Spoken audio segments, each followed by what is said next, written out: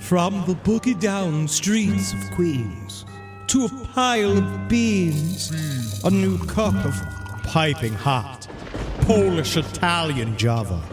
Last podcast on the left, and Spring Hill Jack Coffee are rising from the rubble with a new brew on lock. Butterfly Dudes Blue Eye Blend. Nothing to do with any moth-based entity. Don't even think about it. This is a butterfly dude. Don't mind the blue eyes. He's just Caucasian. Our new proprietary roast might seem eerily similar, but don't let your tongue deceive you. It's a butterfly dude roast. This is the Butterfly Dude's Blue Eye Blend. Entirely delicious, and not just the same beans. Butterfly Dude's Blue Eye Blend. From the cocoon to your room.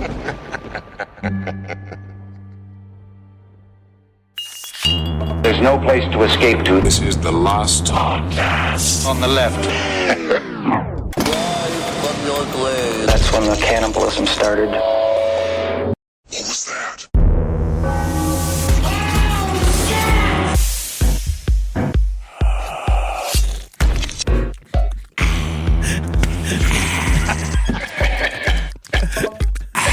You don't do that? Yeah. Oh yeah. It's refreshing. Yeah. Oh, when I sit down, definitely. Funk. Yeah, that's... Oh, I'm sitting. Oh, fuck, I'm sitting. Now my butt's touching something. Oh, God, I'm sitting so hard right now. Oh, God, my butt is hard. Marcus, is that cancer? Do I have hard butt disease? Is this the beginning of me turning into stone? Yeah. All right. Yeah. No, you need to go and get your butt massaged a little bit, and then you'd be able to get over your stone disease. See, I don't know how to do that like on a table because they do work the back legs, and I do wish that they'd manhandle my flaps more. Yeah. But the problem is that I feel like the more I ask, they say go like north. Go north. That it seems like I'm asking to be sexed. No, that's the thing, is that you can't actually ask for it. You just have to find a massage therapist who does it anyway, and then you stick with that person. Remember in New Zealand, the massage? I mean, I don't know about you, but my lady was like, it was like 20% rubbing my ass. Yeah, that was different. That was somebody. That was somebody special. Yeah. That was somebody new. Well, that's more European, because I'm a bit of a massage connoisseur. I love he likes massages. it. Yeah. And when you get outside of the United States, they get a little less afraid, regulated to get near the the private parts. Yeah. Yeah, because your butt is the most European part of you. And it's got lots of muscle in there. You know, true. there's lots of going on in there. It's connected to the legs and all that. You know, it you're needs right. to be worked. The glutes. Yeah. Yeah.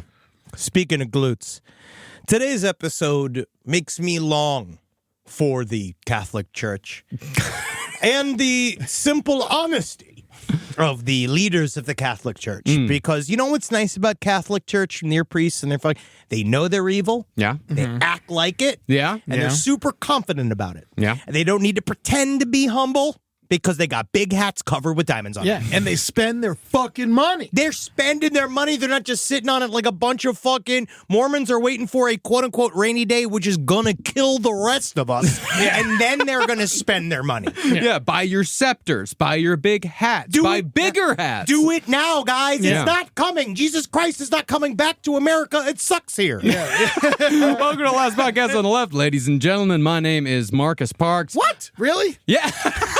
After all this time, yeah, it's Marcus Parks. Nice to meet you.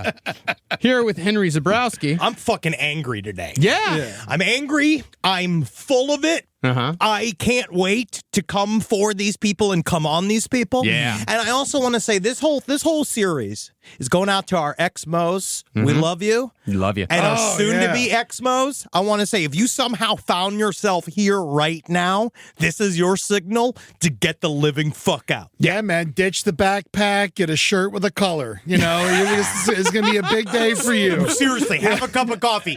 I dare you to walk into a Dunkin' Donuts right now now. Get a cup of coffee. See what happens. You will be having visions beyond the veil like this. You're going to be doing this already. It's called a cheat code. It's called experiencing something. How do they hit the streets so hard without a cup of coffee? You know? God. Yeah. It's the power of Jesus. And it's soda.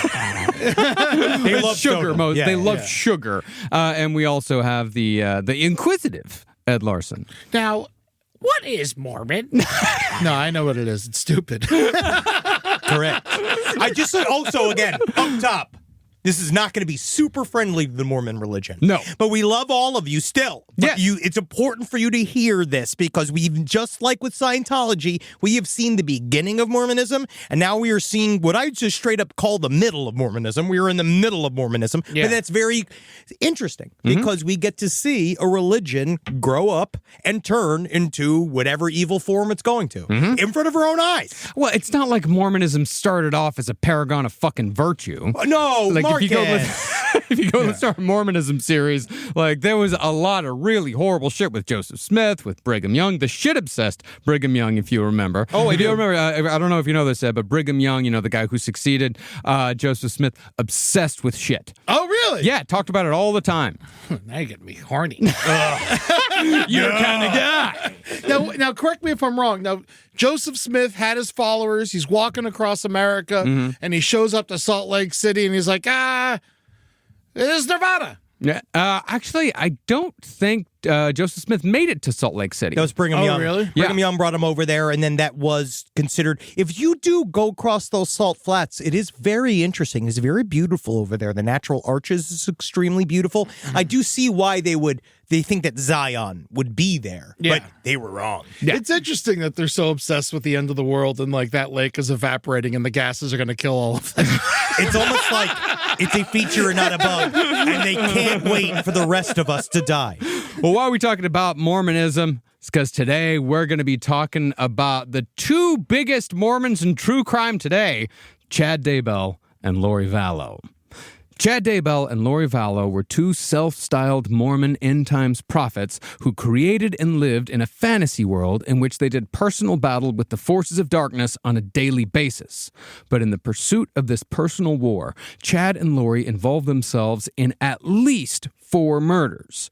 These murders were all committed in the year 2019, and you may very well remember the months-long search for Lori Vallow's 2 children that ended when her kids' bodies were found buried on Chad Daybell's Idaho property. And they are now we know Lori Vallow has been convicted 3 consecutive life sentences for the deaths of her children, and not yet Tammy Daybell. They are now, that's going to be the next trial. Well, Lori that's Vallow, Chad Daybell. He's going to get charged with Tammy Daybell's death. but now Lori Vallow is going to trial for Tammy Daybell's death.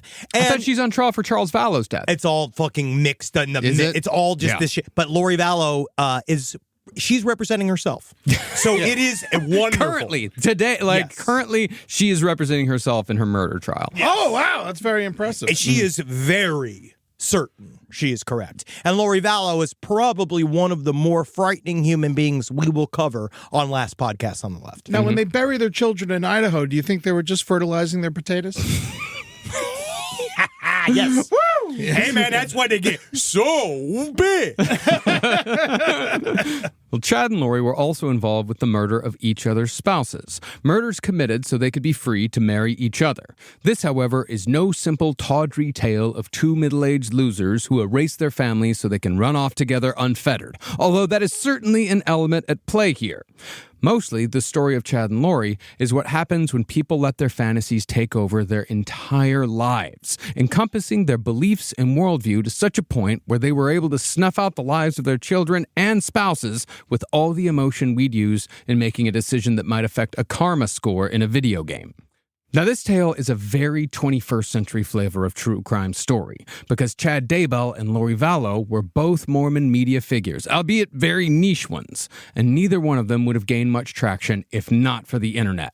For Chad's part, he was an author and public speaker who wrote absolutely awful novels based on end times beliefs and memoirs about near-death experiences that gave him superpowers. These writings only took off, though, however slightly, because of online Mormon doomsday prepper forums. And I cannot stress enough how bad these books are. I've attempted to read several Chad Daybell books, and I will not finish them. No. I refuse to finish them. Wow, and you finished David Icke. Yes. Yeah. You That's finished. wild. You finished multiple L. Ron Hubbard books. I actually think that Chad Daybell might be the least talented person to ever live. He might not have a single creative ability.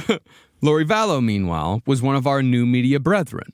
She was a podcaster. Yay! This is the first podcast-based crime. Wow. It's true. Yeah, it is. And she regularly discussed being in contact with the Mormon angel Moroni on her podcast and claimed on her show to have been chosen by God as the future leader of the 144,000 Mormons who would survive the apocalypse after the events of the book of Revelation came to pass. And also, who books Moroni? Who books him? How do we get him? How do we get him? Is it still out? Can you listen to it? It's very difficult to find. Okay. I went scouring the internet to find all of their podcasts. They've mostly been taken down. There's bits and pieces. Mostly what I have found is videotape of their various presentations at conferences, like preparing of people and of these other things that we will get to. But guess what, Eddie? You're not missing anything. They fucking suck. Yeah, they're the They worst. suck at talking. They suck at humor. They suck at talk. They're the worst group of fuckfaces to exist. How did anybody get involved with this? And Moments ago, Henry was like, I gotta chill out. I gotta be calm today.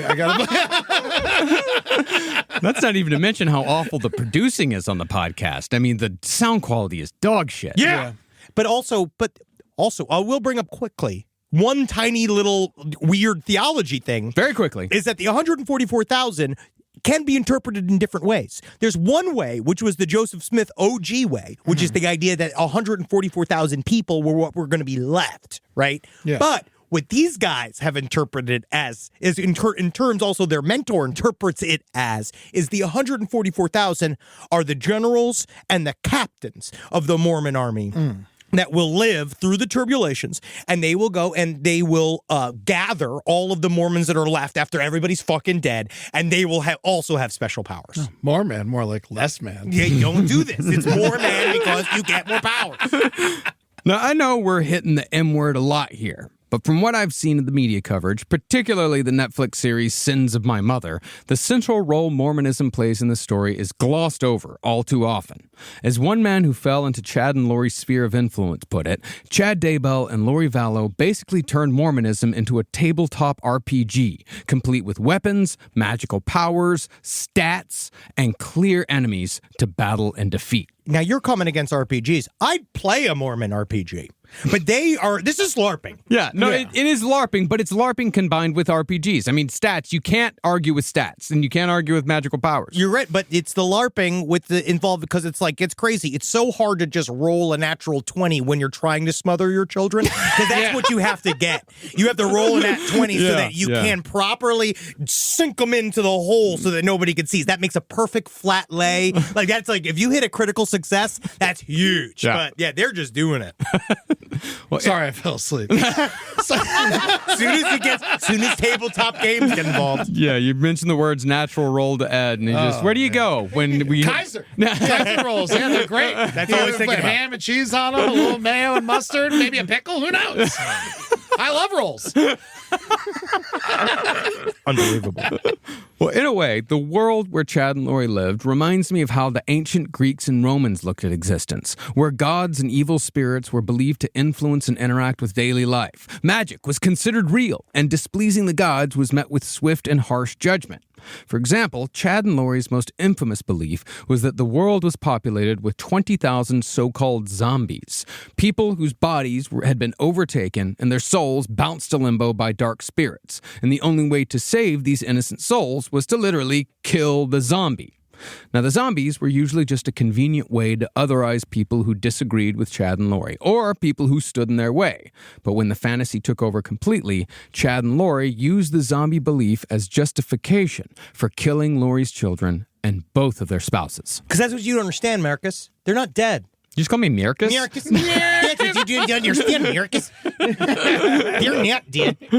They're not dead. They're in heaven. Yeah, of course. They're busy. And they're working. Have they got their own planets yet? No, they can't. They're fucking gross. It's a baby. It's like a lady. Gross. Yeah. She can't be in charge of a planet. They're too emotionally insecure. It takes the stable nature of a man, a grown boomer, to really run a planet correctly. Yeah. Especially Uranus. Yeah, a lot of boomers love Uranus. Yeah, they're fucking you, huh? Oh, man, I love it. Fill me up. Yep. Make me your jelly donut. Oh, it shouldn't be red. Yeah, well, you're right. Boston cream pie. Yeah. Yum. Now, the zombie thing sounds, in a word, stupid. Yes. Something created by a two-person echo chamber trying to find justification for murder. But Lori Vallow and Chad Daybell were not a two-person operation. Because of Chad's writings and the talks he gave at conferences, Chad actually had a fair amount of followers, and both he and Lori were well-respected names in the Mormon neo-fundamentalist movement. Technically, Chad was the leader of an almost but not quite cult, and the people who listened to what he had to say were not fucking around when it came to what they believed and how they lived their life. The slow roll-up of capital M, straight down the line Mormon to fringe Mormon is not that far. No. It is, you can get over there very easily. The capital M Mormon is trying to make themselves now more reasonable, more approachable, more open to modern conventions, modern ideas. Well, that's how the Mormon church has always been. That's how they survive. They change with the times. Yes, but these guys want to roll it back. And they want to roll it back in a way that also never really existed. They want to roll it into a cartoon world that never was. But really the only way to do that, again, is if all the rest of us are dead. Yeah. Well, Chad had a whole crew of neo-fundamentalist Mormons who lived lives primarily informed by survivalist doctrine, New Age gibberish, millenarianism, and most dangerously, the belief that anyone not on their side had fallen under the influence of Satan. That, of course, is their right as Americans, to believe whatever they want. Yeah! That's the best part! Yeah, of course! It's in the Constitution. But the problem here is the neo-fundamentalist part. Yeah, it always is. These people were heavily influenced by the old Mormon concept of blood atonement, in which a Mormon is not only allowed to kill an enemy of the church, but is justified in that action because killing the victim gives them a chance at redemption because they can no longer sin on earth. Put differently, Daybell's concept of killing so-called zombies to save the souls of the people whose bodies have been overtaken by dark spirits, that's just the fundamentalist Mormon belief of blood atonement wrapped up in modern terms. Oh, so it worked out and they're free and nothing bad happened to them? Yeah. They're, like Henry said, they're in heaven right now. All four of them. They're busy, which is a very Mormon thing. Yeah. You can't never be, it's not like heaven's for relaxing. No. Heaven's just a work release program. You go up to heaven and work because remember, in the Mormon world too, and specifically in the Chad Daybell world, there's no such thing as death. You just move into another place. And there's ghosts all around us that are both sometimes physical, sometimes not. There's demons, ghosts, there's helpers, angels, disembodied spirits, non-bodied spirits, and then they all living, hanging out, having a great time. So they didn't kill their children. They sent their children to college in space. And that's so huge for them. That's the idea, is that that's how they slowly massage the extremism in, especially because Mormonism as a whole looks all innocent and it looks all silly and goofy until you pop the top and then you realize you're all fucking insane. Now, I know all this might lead you to assume that Chad Daybell is a charismatic Svengali who brainwashed his followers into committing 4 murders in his name. But I'll tell you right now that this could not be further from the truth. He makes Marshall Applewhite looks like Elvis. He is the least charismatic human to ever exist. If I'm ever in the same room as Chad Daybell, I'm going to punch him in his 4th chin so hard. I hate that Winnie the Pooh motherfucker so much. He's got one of those heads that's as wide as his neck, which is good for swallowing his own bullshit. Right through. No, he's the thumb. He is a thumb in human form. Yeah. He's pathetic. He's cowardly. He's a marshmallow of a man. And after watching his halting, awkward speeches, the only thing I can possibly attribute his rise to is the obviously low standards of the Mormon survivalist community. It's also what they take to be rock star behavior. In Mormon communities, which I've noticed, as we'll get to, this is a very deeper story. This is an even deeper story, is that the Mormon people like somebody that's humble. Yes. They like a sickly prophet. They love going into and just hearing a man warble in a high, tremulous voice. Just, and I knew that things were different. I saw him drink a full Coca-Cola. And I knew the next thing he would be is fornicating with a man in the jungle. And because if you listen to them talk, it's a very specific style. They even talk about it in some great podcasts I was listening to. They called it GA speech, which they're one of their big topics. What was the podcast? Yeah, it was called Mormon Stories. They're great. They're very dry, very good. And they talked about it's called GA voice. So Mormons love somebody who takes a long, plodding, thoughtful, soft, just kill me. Yeah. Well, people who fell under Chad's influence were not really following Chad himself. Really, they were following his ideas and his philosophy, which thrust each one of his followers into a world of demons and monsters that was far more exciting and interesting than being, say, a thrice-divorced hairdresser, which was Lori Vallow's life before she met Chad. But speaking of Lori, while Chad Daybell played a significant role in all 4 murders, I think the real incendiary figure here when it comes to homicide was Lori Vallow. Because when you listen to her speak on her podcasts, you get the feeling that she's so detached from reality that murder would not only be okay in her world, but inevitable. Adding to Lori's responsibility is the fact that some of Chad's most ardent and violent followers were Lori's own family members.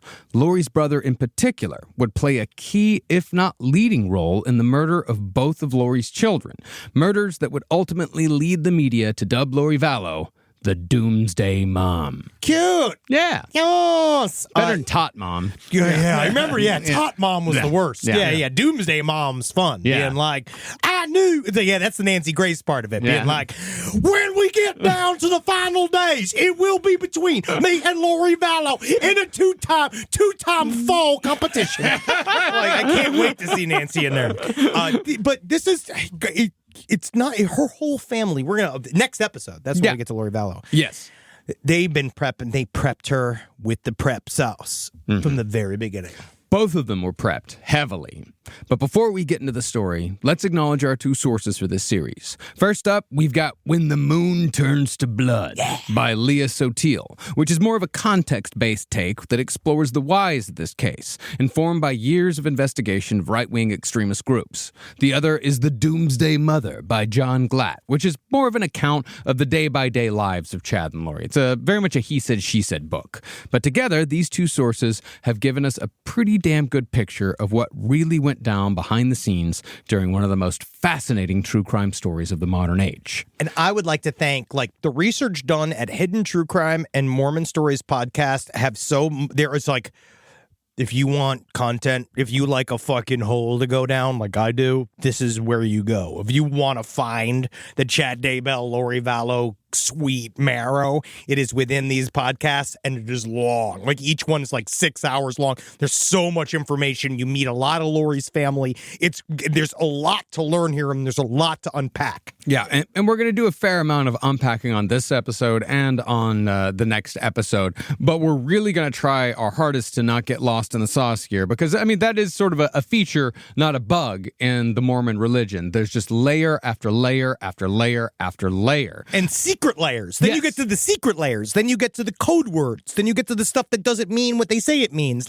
It's a very mysterious religion. Well, there's a reason why we compare Mormonism and Scientology quite a bit. Mormonism is sort of the antecedent to Scientology, and they are both very American religions. The fact that both. They're based a lot on magical thinking, and they're also both heavily entrenched with capitalism and making money. And the Mormons, don't they believe Jesus came to America? Yeah. It's fun. Absolutely. No, it's all the golden plates and all that shit. Yeah. Spoiler, guess what he loved? Big gulps. They just didn't have them in Jerusalem. Yeah, the Garden of Eden is in where? Missouri? Yeah, the Mormon Garden of Eden is in, it's in Missouri, yeah. Love Missouri. Yeah. We might be going to St. Louis soon, so we'll find out. Rise from your grave. Hello, Florida. Your favorite son and biggest baby are coming home to bring you the laughs you deserve. Everyone likes to poke fun of the Florida man. Everyone likes to use Florida as a punching bag whenever an alligator on meth eats an old person. It can happen anywhere. As a famous Floridian baby, I feel your pain. So that's why I'm coming home to let you know it's okay to be who you are. It's okay that the rest of America is scared of us. It's okay that books are illegal in our schools. It's okay whenever it gets cold, it rains iguanas. I'm here to support you. So come on out. March, I'll be in North Florida, and in May, I'll be in South Florida and Orlando. It's the Invasive Species Tour. Ed Larson, me, is coming to Florida in March and May. I'm coming to Jacksonville, Panama City, Tallahassee, Marco Island, Dania Beach, Orlando, and Key West. So lock up your public subs and start singing the Miami Dolphins fight song, because we're going to party like it's Florida, baby. Tickets at eddytunes.com.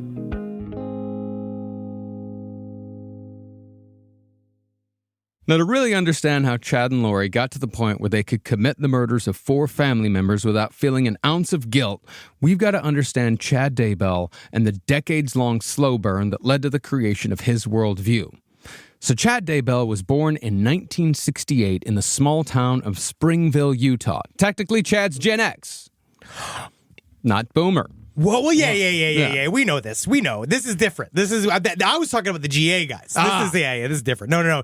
He's new blood. Yeah. He's super cool. Yeah, man. Yeah, he's super Gen X. He's super like, oh my God. Let me try to think. That's the lithium voice. Yeah. Like Kennedy, like it's the Kennedy voice.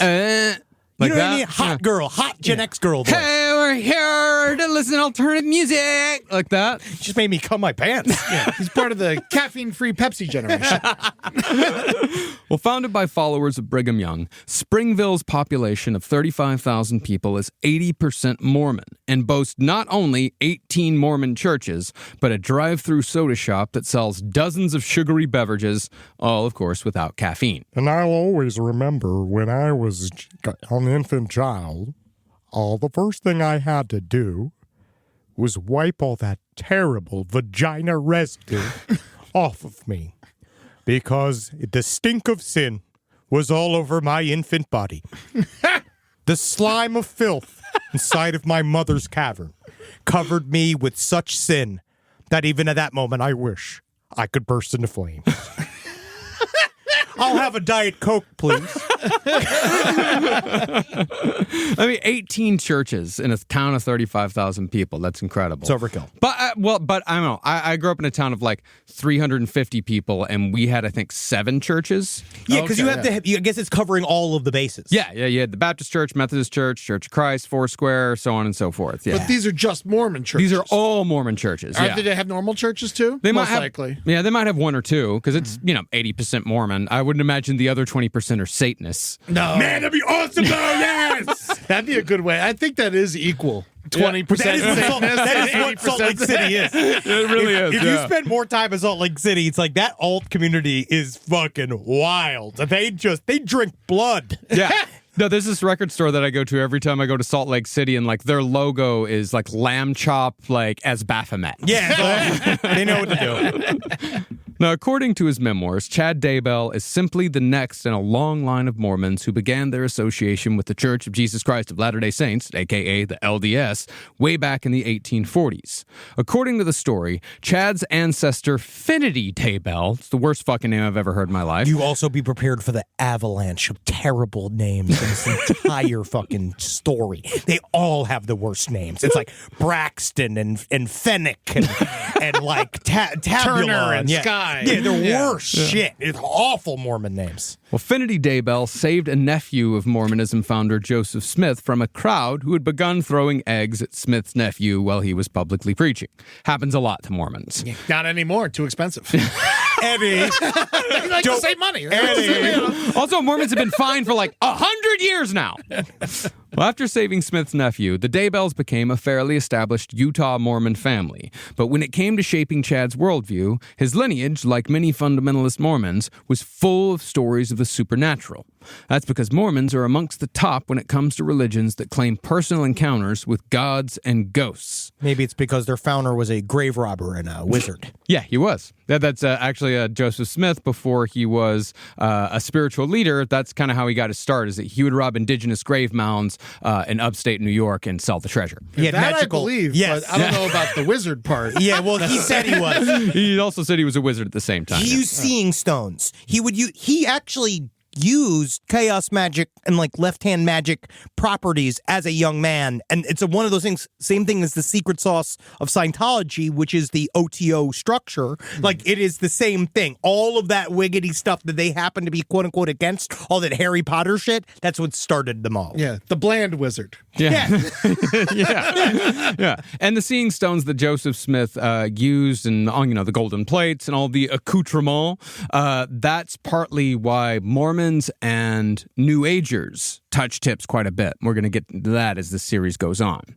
But the idea of the supernatural, personal encounters with gods and ghosts, this is actually baked into the religion because Mormonism's founder, Joseph Smith, built the entire faith based on the concept of revelation, in which God spoke to him personally and gave him directives on how to construct and run the church. Polygamy, for example, was a revelation God gave Joseph Smith. Yeah. Who's got the time? Well, that's the thing that you're missing, Eddie, is that with polygamy, the secret is ignoring most of them. Oh! Yeah. Oh, that sounds great.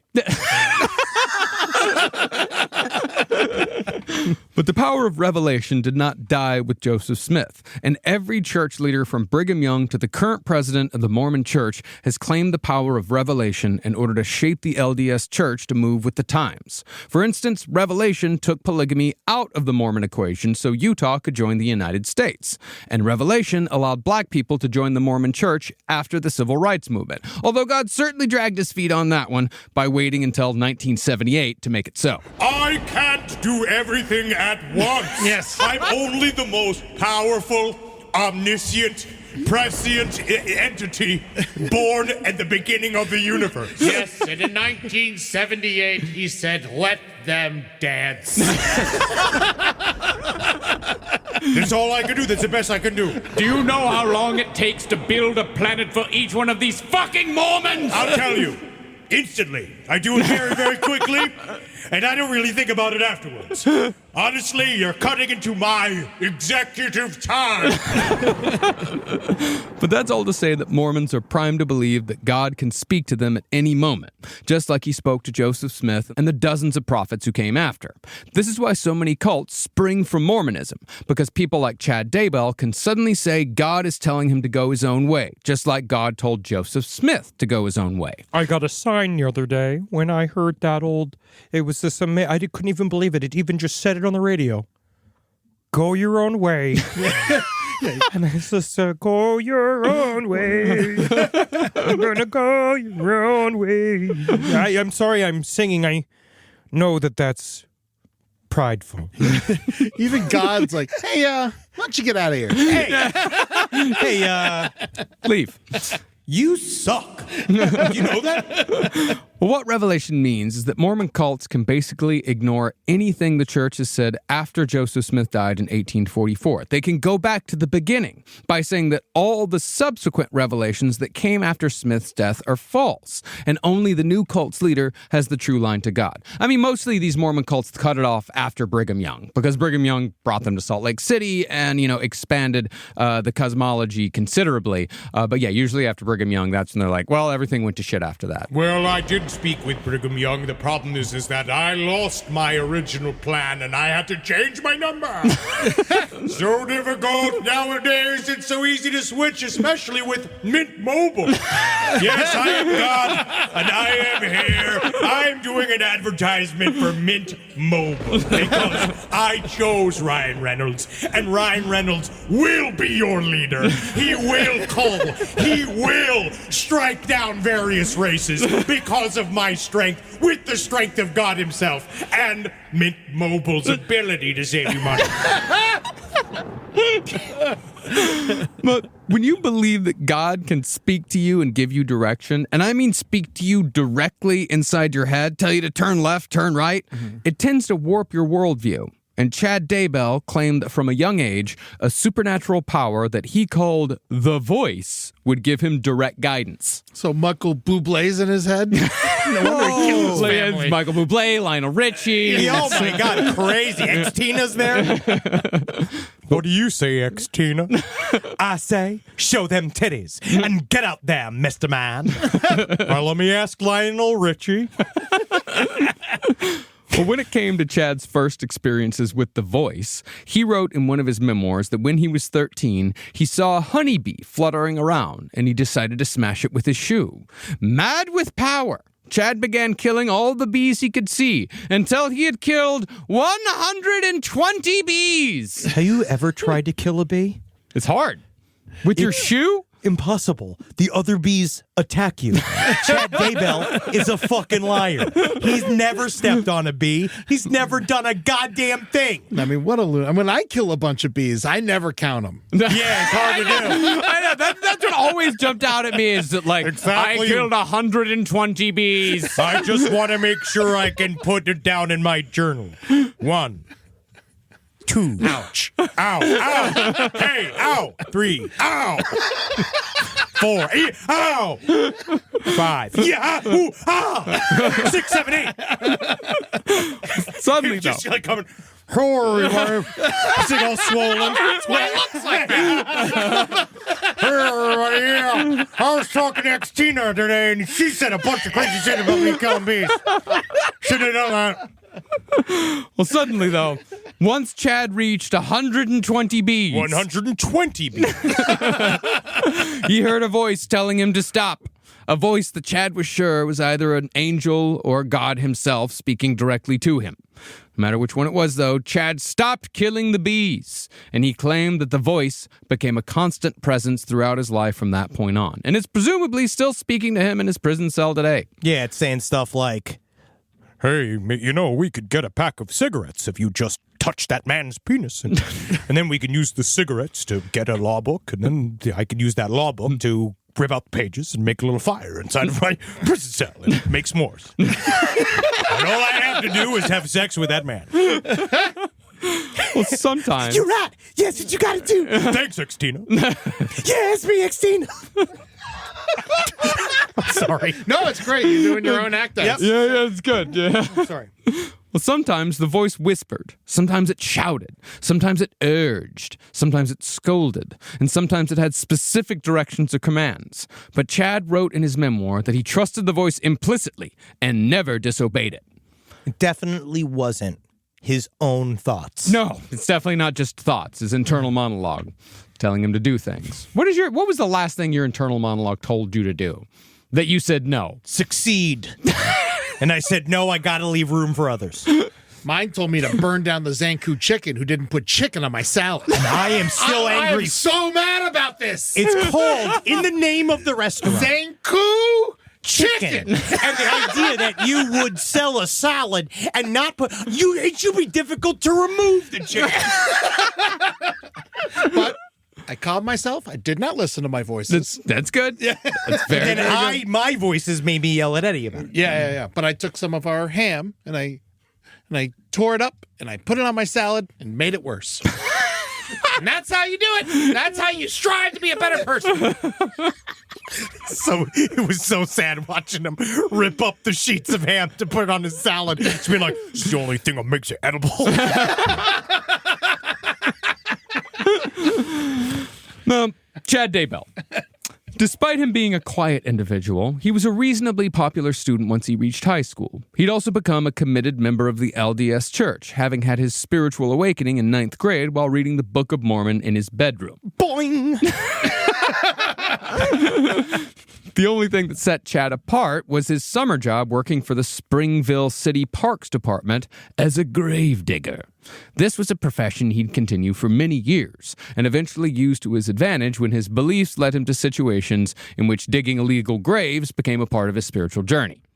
When Chad was a senior, he had an experience that changed him. An experience that many Mormons revere and crave. Especially now. That year, Chad Daybell had his first near-death experience, or NDE, while cliff jumping into a reservoir. So from now on, if you hear us say the acronym NDE, we're talking about near-death experiences.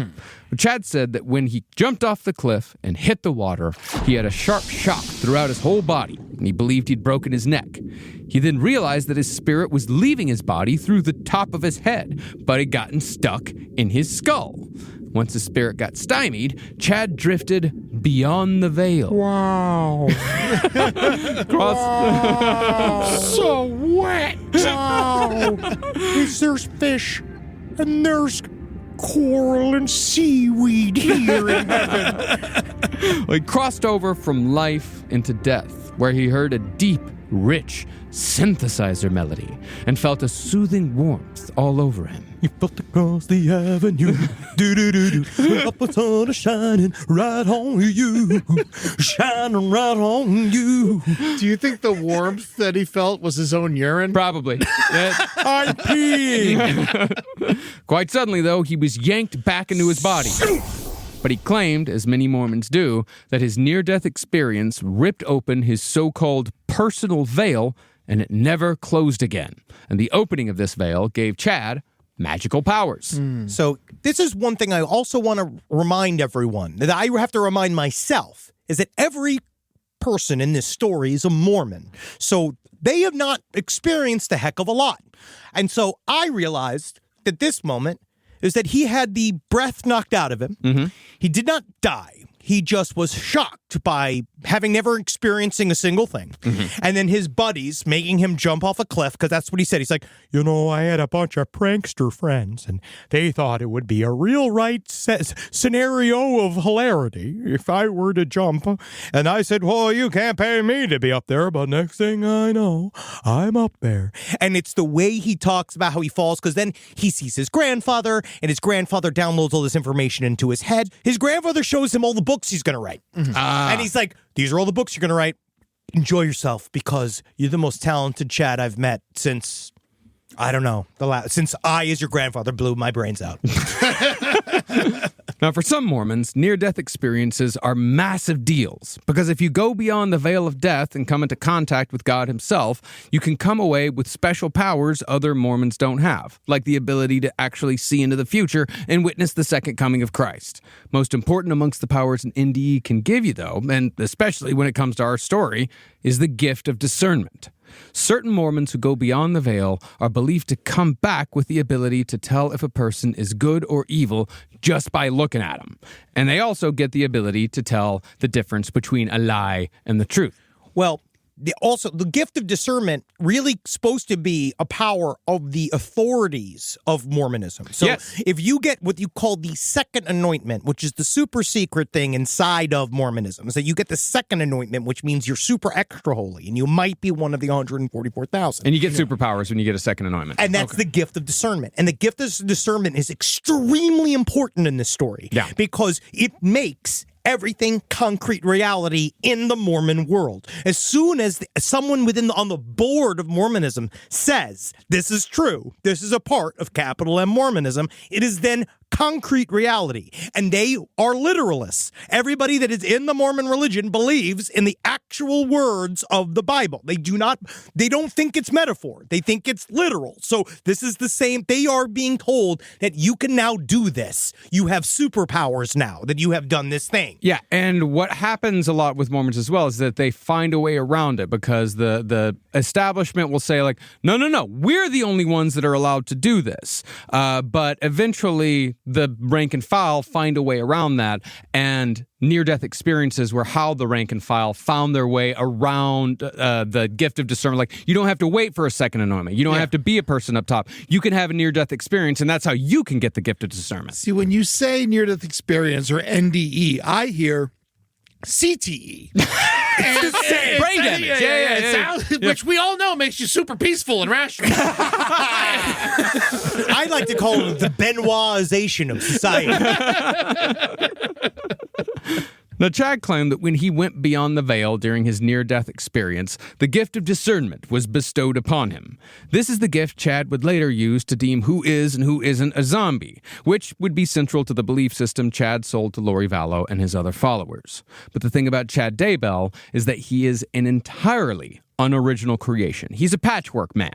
Every bit of Chad's philosophy is either a rehash of fundamentalist Mormon beliefs or a straight theft from other neo-fundamentalist Mormon writers and thinkers. And that brings us to Tom Harrison. Now, this is where we're probably going to get some kind of flack from somebody, maybe, which I hope, because this little line we're about to take is considered the most heretical version of Mormonism that you can be a part of.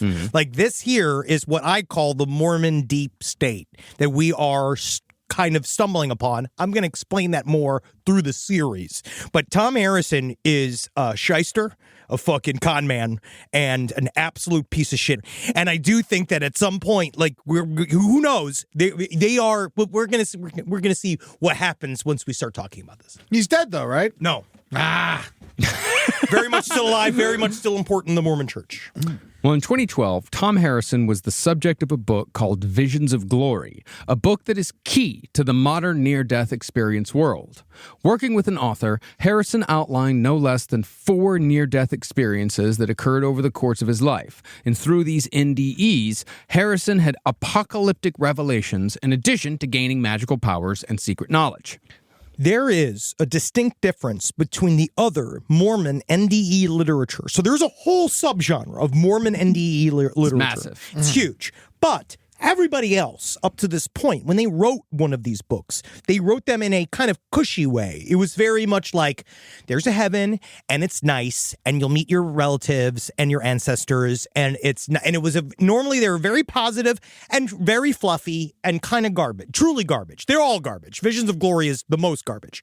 But where Visions of Glory is different is the end sequence in which he talks about the end times and how he can prepare for the end times because he knows, because this isn't a quote-unquote Mormon vision, this is just a standard NDE, he now has actual confirmation in what is going to happen at the end of the Mormon storyline. And the idea that Mormons are going to save the United States of America from invasions after massive earthquakes and tsunamis and all this shit. Well, who cares if we get invaded if there's only 144,000 people left? Well, it's because it's a massive country. It's a massive country. It's a lot of land. Now, Tom Harrison is primarily a Mormon therapist and spiritual leader who used the name Spencer when giving his testimony to the author of Visions of Glory, and Harrison used a pseudonym for good reason. See, in the Mormon religion, anyone can have a personal revelation. In fact, personal revelations are encouraged because each LDS member is supposed to have an intimate relationship with God, and personal revelations are central to that. But only the highest patriarchal leaders of the Church of Jesus Christ of Latter-day Saints are allowed to discuss and distribute revelations that address or adjust church doctrine, and the rank and file are supposed to keep their revelations to the personal growth category. In other words, the LDS maintains a rigid separation between personal and authoritative revelation, because the whole LDS system falls apart if everyone has equal authority to say God told them this or that about polygamy or fucking whatever. But that rigid separation means that Tom Harrison, in publishing his revelations and in publishing that he's got these secret powers and that he shortcutted the gift of discernment, that could very well have gotten him excommunicated for doing so. Or, at the very least, it could have gotten him heavily chastised by the establishment.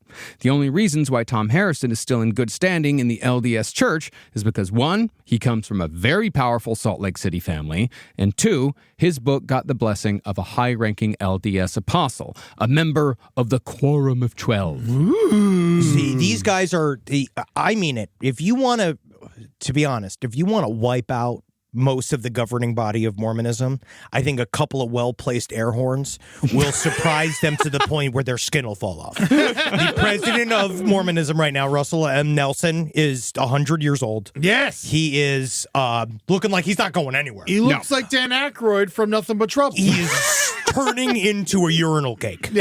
as a person.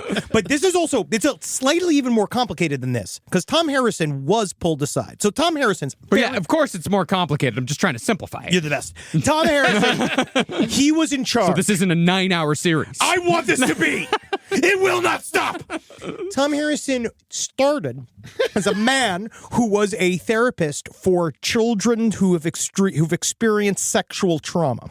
And so that's what his job is. Now, Tom Harrison, he wrote this book. All this controversy came out saying, you have put yourself above Jesus Christ, between Jesus and God, as the person that has the most answers. That's his idea. That's what you've done with this revelation. Tom Harrison gets called in the main office. They say, you should have kept this in your pocket. This has been the thing you never should have put out, even though he used his own connections to the Quorum of 12 to get it approved in order to backdoor get it published without anybody finding out until it was already too late. So when this comes out, they finally come in, they're like, you can't do this. This is fucking us up. He writes a letter of apology. Tom Harrison writes a disavowal of the book in which he talks about how he's Spencer and blah, blah, blah, but it's utterly full of shit. But then what he does is on the side, but it's actually all true. Yeah. And that is the superpower of it. It's because now it's fringe, it's hidden, it's secret. Now Visions of Glory is a cult following. Now Visions of Glory is a thing that you're in the know. You have to know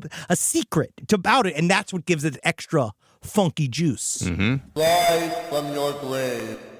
Now, to understand why an apostle endorsing Tom Harrison's claims is a big deal, you got to know a little bit about the modern Mormon hierarchy. 3 men sit at the top, the president and his 2 counselors. The LDS president is believed to be a prophet who speaks directly to God, just like the Pope. And it's through the president that God bestows revelations upon the Mormon people. Who do you think he likes better? Do you think the Mormon president or the Pope? Yeah. The Pope. You think the Pope's more fun than the Mormon? Yes. Well, Yeah. I guess he drinks wine. He drinks wine. He's a better conversationalist. He lives in Italy. Yeah. Yeah, that's a lot more fun than Utah. Yeah, he's from Argentina. What would you rather hang out? Someone from Buenos Aires or someone from Ogden? No. I like Ogden, though. You've never been to Ogden. It's all the same. If you I imagine that table, because it's like, the Pope, you got Russell M. Nelson, you got Tom Harrison, Putin, Yee, Kanye West, Tom Cruise. They're all in. That must be a crazy dinner. Well, under those 3 men at the top is the Quorum of 12 Apostles, who do double duty as spiritual guides and business executives who manage the billion-dollar industries owned by the LDS Church. Basically, the Quorum are CEOs who give sermons and establish policy for the Mormon community. Now, from what Tom Harrison claimed, his family and friends ridiculed him for his vision, so he stopped talking about him. But when an apostle from the Quorum of 12 validated everything Harrison experienced, it legitimized Harrison's beliefs and therefore legitimized them for Mormons at large. It also made them concretely real. That is the key, is that when you get that yes, go ahead, it means you have created a series of canon-like stories for the Mormon religion as a whole. What corporations do they own? Like, how do they get their $200 billion? We're going to get into it later, but a lot of it is doomsday prepping. It's doomsday prepping. It's Real like estate? Real estate. It's Tithing? like the Catholic Big shovel. Church. Yeah. So you've contributed. Yeah. God damn it. God fucking damn it. Yeah. Big dirt. We're all in on it. We're all in on it. I hurt my hands last weekend by digging in the dirt too much. Think about I that, use man. my hands. I use my shovel sometimes, but mostly I use my hands, and man, they hurt. Yeah. Well, you got to put little things over your fingertips. Yeah. Well, no, it was the wrists. Oh. Too much digging, like actual digging. You got to jerk off more. That's not possible. And well, the other thing about this is that, I know it might be a little bit confusing because, you hear, on one hand, you've got, a quorum member saying that it's legitimized. On the other hand, you've got the Mormon establishment telling him to, disavow the book and all that. But the way it works in Mormonism, the way these things kind of make it through is when the Mormon Church doesn't like something, they come out and they disavow it publicly. If it's something that they kind of don't want to fuck with, if it's something that's popular that people are enjoying, they just don't say anything about about it. Yes. They don't disavow it at all. And that's how Visions of Glory ended up being. The Mormon Church did not come out specifically and disavow it. No. How would they say about Kendrick Lamar's halftime show? They huge fans. Loved it. They loved Huge subversion, fans. you know. So huge fan. No, they also are, then you now see it with Lori Vallow and Chad Daybell. Chad Daybell was very publicly excommunicated. Yeah.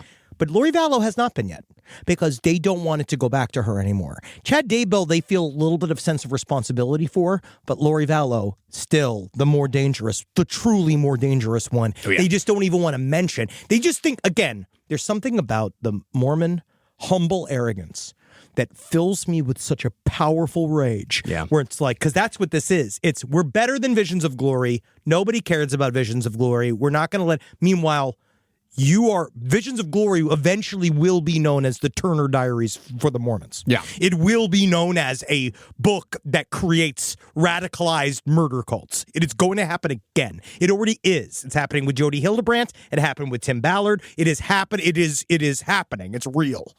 Now, Chad Daybell stole quite a bit from Visions of Glory, details that we'll be peppering in throughout our series. And we know that Chad's partner in crime, Lori Vallow, was a fan as well, because when she was arrested, she had a copy of Visions of Glory in her bag. In fact, when Chad and Lori went to jail, they both had burner phones with Tom Harrison's number saved in the contacts under the name Spencer, Spencer's Harrison's alias. So it's almost certain that all three of these people were in regular contact with each other. Are you sure it wasn't Spencer's gifts saved on their phone? Because I get it, I always got to call and make sure they got the boob inspector hats. Because I sweat through them so quick, and once you get the sweat ring around the top, you can't wear it. It's not nice anymore. So you got to go get another one. I have to pray for the strength to not go back to that horrible store and look at the man where you press the bulb and you see his little penis. I will not go back and look at weed leaf tote bags again. Please release me from this coil, this horrible coil. Oh yeah, I'm always calling up Spencer's gifts like, hey, do you have birthday cards with 500-pound women on them? Like, I need that. I got a lot of birthdays coming up. Excuse me, do you have a waifu pillow in? Sorry. No? Oh, well, I'm going to have to go kill my family. Sorry. My beer bong doesn't have a giant cock on the end of it. Do you have something that could fix that for me? I'll pray for you. I'll pray for you. Give me that bong. What this shows, though, that is a thing that we really can't push under the rug because what it's showing is that Tom Harrison to this day says, I have nothing to do with it. Yeah. If you go and look it up, there's a thing right now that connects. It's like, I forgot, it's John Pontius's website. Mm-hmm. The guy who wrote quote unquote, wrote Visions of Glory. It says specifically, Tom Harrison has nothing to do with Lori Vallow and Chad Daybell. Tom Harrison has nothing to do with Tim Ballard and blah, blah, blah. They were hanging out. Yeah. They were texting each other. Tom Harrison was their Steve Bannon. Yes, he very much was. Now, all of these people knew each other, and everybody who knew Chad Daybell and Lori Vallow after they were arrested, everyone was like, I don't know them. And despite there being mountains of evidence, podcast appearances together. Yeah, and they're like, their podcast network turned against them. Yeah. But one of the big ideas that both Chad and Lori remixed from Tom Harrison's book were Tom's visions of the apocalypse that he had after his fourth and final near-death experience. In Harrison's vision, after the plagues and earthquakes and marauders have all settled down, a tribe of 144,000 Mormons would come together to build a new Jerusalem to prepare for the second coming of Jesus Christ. This, of course, is taken from the Book of Revelation, which is incredibly important to the Mormons. It's right there in the fucking name, the Church of Jesus Christ of Latter-day Saints, Latter-day meaning the end times. As such, the Book of Revelation has influenced many Mormon cults, including Chad and Lori's. 4 near-death experiences. Yeah. That is you're clumsy. Well, he... it's just who are you, Mr. Bean? He also cheated one. He said that his first near-death experience was because he was a premature baby. Oh, yeah. I'm gonna go. You know what? I'm gonna say it. He didn't have a fucking single one. No. He had it. He won where he was sick and he almost died. He says blah blah blah. He had a very traditional NDE in which he ripped it off of every other fucking book that's ever had an NDE in it, except for all of the mountains of lore, all the weird world that he creates that Chad and Lori are gonna try to make real. But later on, he also had this is what I was saying about, remember, they're Mormons. Yeah. So Tom Harrison, the second big NDE happened when he took pain pills for the first time. He had surgery and he took pain medication, and he was just stoned. Yeah. And he did not know what stoned was. Yeah, the same thing happened to my dog. Yeah. Yeah, ask Tootsie. If Tootsie could talk, I'm certain Tootsie's talking to Moroni as well. Yeah. I don't want to follow Tootsie's revelations, though, because it's really just going to be about chicken. Talk about someone who's seen the other fucking side. No, I know. Many times. Yeah. 4 near-death experiences, though. It's like, if there is a God, God's trying to kill him. He's like, he definitely doesn't want you to. You know, like if you came back 4 times to God and you're still like, not your time yet. Actually, you got some time. I'm gonna have to deal with this fucking guy eventually. Not this year. Just put it off for another decade. Just Like, put it off for listen. another decade, and then we'll be ready by then. Why do you think the president's a fucking 100? I won't die. Well, here's how the book of Revelation ties into all this. In the book of Revelation, it said that the pure and special people who survived the opening salvo of the apocalypse would number 144,000. And those people would found a church called the Church of the Firstborn. He's not insulting you. It's the other thing. All the horse shit. Feels like he's insulting me. But I'm it's not. okay. No, I love your work. As I said earlier, Lori Vallow would come to think of herself as a literal goddess who is gathering the 144,000 to prepare for Christ's return. It's a lot of contacts on a burner phone. It really is. And all thanks to Mint Mobile. My God. Allowed Mint Mobile the increased amount of contactees so that you can gather the 144,000 in Ryan Reynolds' name. And we will rise against the establishment. Us, Mint Mobile. Chad Daybell, meanwhile, having glimpsed the apocalypse as a result of his near-death experience powers, he claimed that when he saw the future, he did not see Jesus Christ leading the Church of the Firstborn. Rather, Chad Daybell saw himself as more or less the mayor of New Jerusalem. Oh, my God. Now, Tom Harrison has made public statements saying that Visions of Glory is supposed to be taken as metaphor. How? It's not a metaphor. It's a story. It's a full story. There's nothing metaphorical about it. It just tells what happens. But behind closed doors, it's said that he tells people that everything in his book is 100% true. And it's almost certain that he told this to Chad and Lori personally. Well, this is called the power of the secret school. This is why ancient, when you'd say, like, if you believe in anything about the idea that there might have been secret schools, or like, this is a function of it. What happens is you have something ludicrous. This is very similar to the Xenu reveal. Yeah. Where you've now come too far. You have to believe that this is real because The Xenu reveal in Scientology, when you get to OT8, you find out that Xenu is behind everything. And it's the whole crazy fucking story. Well, it's the Great Wall of Fire, right? Yeah. LRH said that you'll hear the Xenu story, and if you aren't ready to hear it, you'll go insane and die, right? Yeah. They think that you'll flip out. And it's in a super secret room, and they bring you a fucking suitcase, and you open it up, and it's handwritten pages from L. Ron Hubbard himself, and you read them silently in a room, put them back in a box, and then you just have to sit with it. That's what they do. And this is the same thing. Tom Harrison is viewed as a true prophet, the true prophet. And these motherfuckers were all scheming in order to flip the entire Mormon church. And that's my big leitmotif that I'm going to say at the end of this whole fucking thing. That this whole thing is the deep Mormon state trying to get a hold of that $200 billion. You just said it at the beginning. Well, now I'm going to do it later. Yeah, we're like 40 minutes into this. We'll get to the next one. I'm going to keep explaining. But for now, let's not get too far ahead of ourselves. And let's rejoin Chad Daybell as a young man at Brigham Young University, where he studied journalism and somehow became a massive fan of everyone's favorite mopey Manchester New Wave group, The Smiths. The Smiths are amazing. That's all right. I love the Smiths. I'm gonna fucking stand up for the Smiths right now. You're allowed to. I love it. I love this. I mean, I'm not gonna stand up for Morrissey. He's a fucking asshole. But the Smiths are incredible. Johnny Marr? Yeah. Anyone? Johnny Marr? You know what's funny is that they never really took for me. Maybe it's because I'm not a big marshmallow of a man. I don't fucking want to kill my kids. Yeah, I like happiness, you know? Well, I like anger in music. Yeah, there's not really much. Well, I mean, there is. But I like sad dance. There's a deep undercurrent of anger in the Smiths' music. Very much so, but I like sad dance. I do like sad dance music, so Yeah. technically that's the peak of sad dance music, but it's not necessarily for me. I feel like Smiths fans just like chew on their own shirts. Some do. Carolina is Some one. do. Is Carolina a huge Smith fan? Yeah, we both are. Oh. Well, everyone has their flaws. Well, after a year at BYU, Chad took a break to go on his Mormon mission, and he spent 2 years trying to convert souls in New Jersey. God, what I would have given to see him on the streets of Newark. Oh my God, someone should have done the right thing. I think it was Newark. It sounds like Newark. He describes it like a torrent of sirens and insults, burning cars, and getting held up by gunpoint. Sounds like Newark. Could have been Elizabeth. Yeah. Could have been Camden, could have been Union or Linden. Yeah. They don't even. And the craziest thing I've seen is that they don't even chop their pork. It's in a roll. And also the women with their hair so high.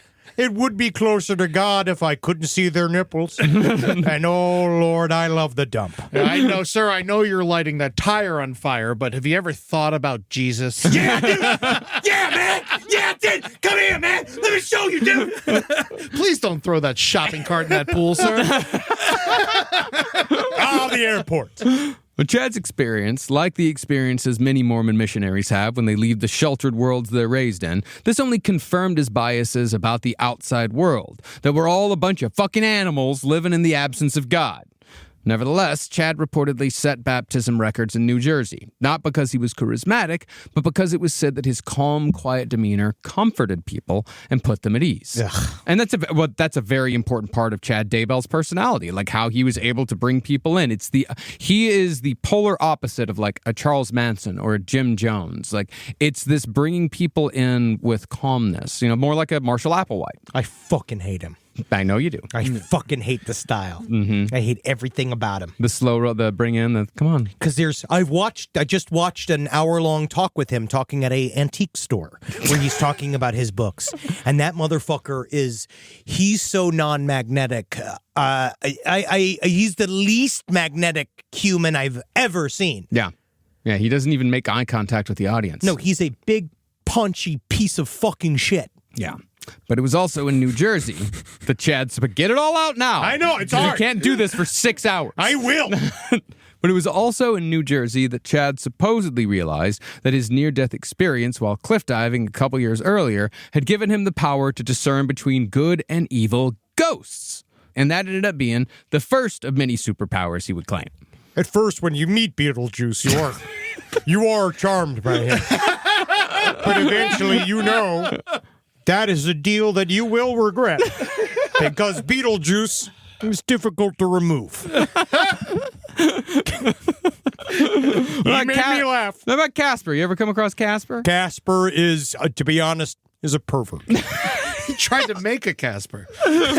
He did. Made two. Now, when Chad returned to Springvale, Utah, after his 2 years in Jersey, he decided it was his mission to find a wife. And he basically treated his younger brother's high school yearbook as the catalog. Ugh. After flipping through the pages, Chad picked out a girl named Tammy. She seems gettable. And they began dating after meeting at a local LDS singles night. It's that easy. Tammy actually worked at the Springvale Cemetery as a secretary. So after she and Chad started going steady, she got him a full-time job as a gravedigger. And the two of them would hang out listening to the Smiths together. Cemetery Gates being their natural favorite song. Tammy and Chad were soon after married, following a directive from Heavenly Father in 1990. Heavenly Father, that's the Mormon name for God. Yes, yeah. I've heard of that. They say it in Catholics. Do they? Oh, yeah. Sort of. They say our Heavenly Father. Yeah. Like the Mormons refer to like Heavenly Father, like that's their name for God. It's like, Jehovah. Like for them, it's Heavenly Father. My Heavenly Father's Pedro Pascal. He's talented. Bicon. Spread him open. Yeah, fuck his ass. Yeah. Cut his throat. Play with his fucking guts. I want to be inside him. I want to be with him till he's forever and be a part of me. Imagine if you were him listening right now. Hey, huge fans. Yeah, please come on the show. Yeah, please. Love your work. Well, 2 years later, Tammy and Chad had their first child, Garth, destined to be the oldest of 5 Daybell children. And that's important to also remember at this point, is that going forward, like Chad is a family man with a wife and 5 kids. Normal guy. By I think 97, 98, he's got 5 fucking kids. Now, since Chad had studied journalism at BYU, he soon got a job in Ogden, Utah at the Ogden Standard Examiner as a reporter, where he was given the ironic nickname of Chatterbox because he was quiet and withdrawn. But it's chatter with 2 Ds. Oh! Very, very Mormon type humor. I get it. 2 Ds like his bra size. You know, honestly, Call him Double D Chat. if I put a hand low and a hand high, and I just look at the chest, I'm like, Kelly Riley. But soon after getting that job, Chad Daybell had his second near-death experience while vacationing on the beach in La Jolla, California. As he and his brother were exploring rocks during low tide, the waves came crashing in, and they almost swept Chad away. Just him sitting there, waves. He's just at the beach, and the waves are coming. They're like, be careful, Chad, waves coming in. Oh, these waves. You know, like he's just standing on the edge of him like, these waves are crazy. Yeah, Chad, you're going to watch out for the waves. Yeah, these waves are really wild out here. Yeah, Chad. Yeah, the way he talks about it, he's like, yes, it was low tide when we went out, but then the tide began to come in. It's like, called going to the beach. Well, that's the thing, but that's the thing. The tide, it's not like the tide comes in like 5 seconds. Yeah, dude, Like, it's a beach. It's a fucking beach. It's fucking how oceans work. They tell you how the tides work every day on an app called a weather app. Then you can find out. But what saved Chad was the return of the voice, which told him, quote, Get down! Cling to that rock, Deborah! Get down and cling to that rock. Chad did so, but he was still Chad did so, but he still smashed his head and started to drown. At that moment, he saw a tunnel of light and felt another warm embrace. Oh, wow. Oh, my God. Wow. What a tunnel. Wow. Yeah, sure sign of intelligence is when you're at the beach, swim towards the rocks. And suddenly, 2 male figures appeared above him. The figures were his Utah pioneer ancestors, and they asked Chad if he would agree to a series of tasks. Is it true, English, that there's a little box that you can see the human anatomy inside? They're not Amish. Nah, English.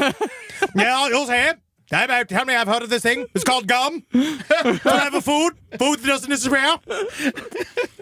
Well, once Chad said, sure, I'll do your tasks, he suddenly found himself back in his body. Later, Chad would say that his near-death experience was more like an urgent business meeting where he was given information and assignments from beyond the veil. Do you know what this assignments were at this point? Well, the assignments are him understanding his place in the revelation. Yeah. And that he is supposed to lead, and that he needs to write his books. He needs to tell everyone his story. Yeah. Yeah. The assignments for Mormons are like make pancakes and force people to eat them because they need food and then try and convince them to join your church. Yes, normally an assignment for Mormon is like, I need you to build a barn and I need you to have sex with your daughter. Well, Chad's brother actually did come out later and say, like, this whole story's fucking bullshit. Like, he said, he's like, I remember that day, and it didn't happen, like, that way at all. Like, Chad got swept out from the rocks. He actually swam away from the rocks, and there was no near-death experience mentioned. Maybe I'll put it this way. Every single word he says is horseshit. Yeah. And that he never had one, and he stole it all from Visions of Glory. Yep. And Tom Harrison stole it from a psychiatrist that wrote about it during the Satanic Panic. Yep. They've all stolen it, and each one is plagiarized. They made fun. None of it's real. Also, almost dying a bunch does not make you strong. Except if what doesn't kill you make you stronger. If you almost die 4 times, you become the Hulk. Oh, yeah. Now, Chad claimed that the veil was truly ripped open after his second NDE, and the voice continued to guide him in his day-to-day life. Chad became obsessed with near-death experiences and became convinced that they could only be divine visions from God. As far as what he was doing with his life at this point, Chad was splitting time between the Ogden Standard-Examiner and the Springville Graveyard throughout the early 90s. But when the cemetery sexton retired, Chad took the job. Leading a team of 3, Chad dug graves, cleaned gravestones, and weeded the lawn, but was the whole time beset by visions of the future. Yeah, nothing makes me think of my bright future like digging a grave. Yeah. He was real good at cleaning gravestones because he practiced every day when he washed his head. Yeah! I got him again. For example, when it came to his visions of the future, Chad once envisioned a Polynesian man running over his son in a Kmart parking lot. Some kind of Asian. It was some kind of Asian that ran over my son. Some kind of poly-Asian. Some kind of poly-Asian. Polynesian. And in the vision, his son was wearing blue overalls. But don't worry. The next time Tammy Daybell dressed her son in blue overalls and said, "I'm going to Kmart, be right back," Chad went with them. And by going with them, he altered the timeline and saved his son.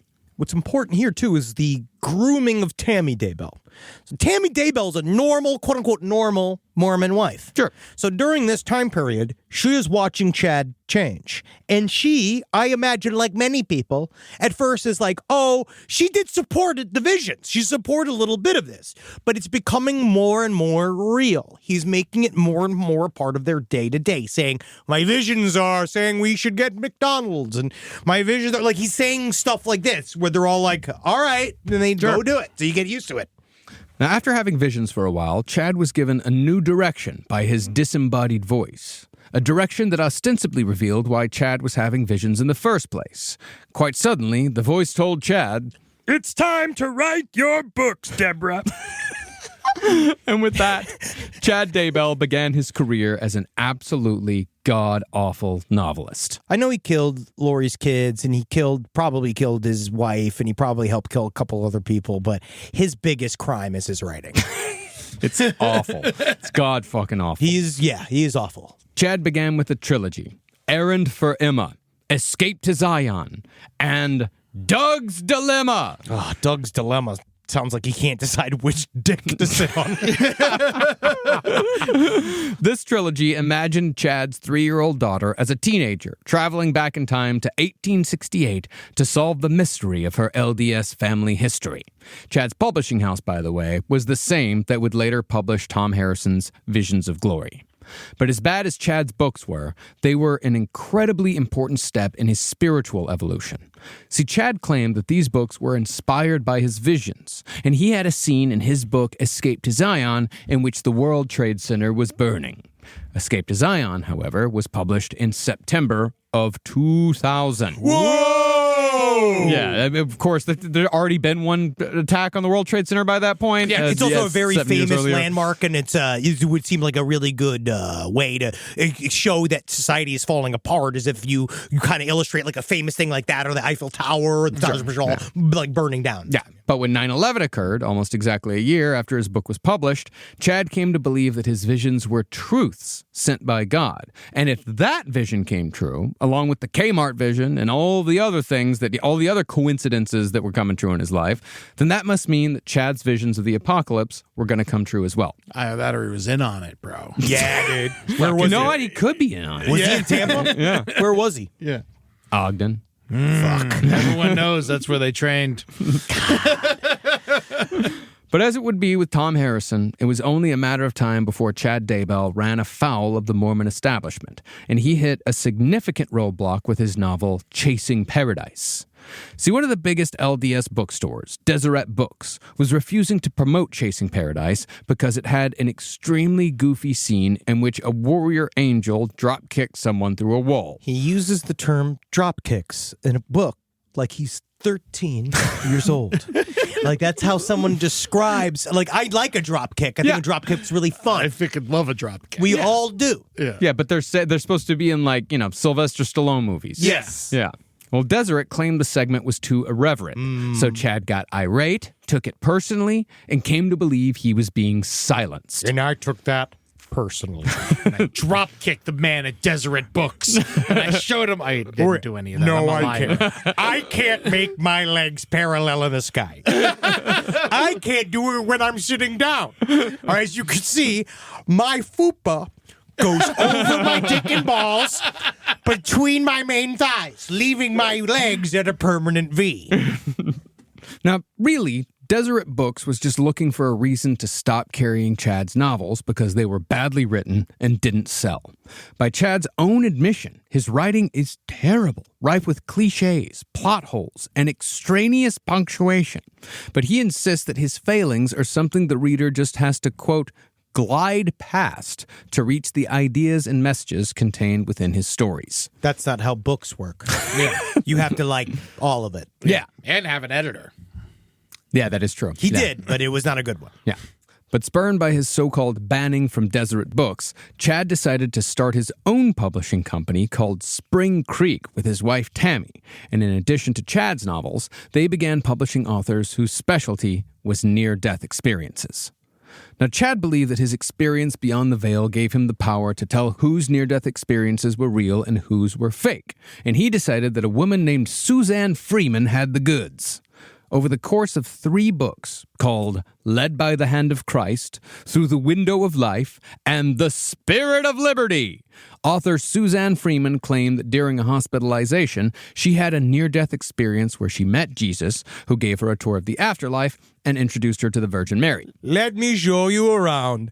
Over here we have the steam room, which is cool. We have some ice plunges. This is the Virgin Mary, not so much anymore, right? Now she can be fucked. She can be fucked a lot. She is fucked many, many times. We fucked. That's a great thing, 'cause she's my mother. Here in heaven, we're not held up by hang-ups, man. Yeah, Like, man, Mom, no labels. Yeah, me and Mom talk about fucking all the time. She shows me how to fuck. I fuck now. It's crazy up here. Suzanne's like, wow, I can't wait to get back. Jesus then showed Suzanne the apocalypse. This is where it gets sad. Where Suzanne claimed to see rivers flowing with the bodies of aborted fetuses. Fuck yeah, dude. Fucking be on one, man. Put a koozie in it. Sounds like something that stops the apocalypse.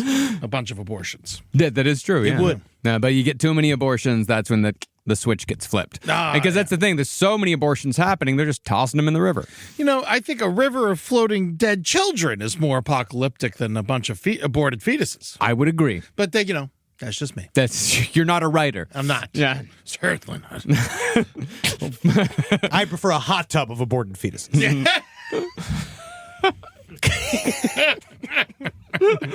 A cauldron, even. Yeah, cauldron's actually quite nice. Well, then you make a stew. Yep. Oh, my God. Now we're making soup. Oh, my God. You ever put one on a flat top grill, make a Billy cheesesteak? Oh, wow, cute.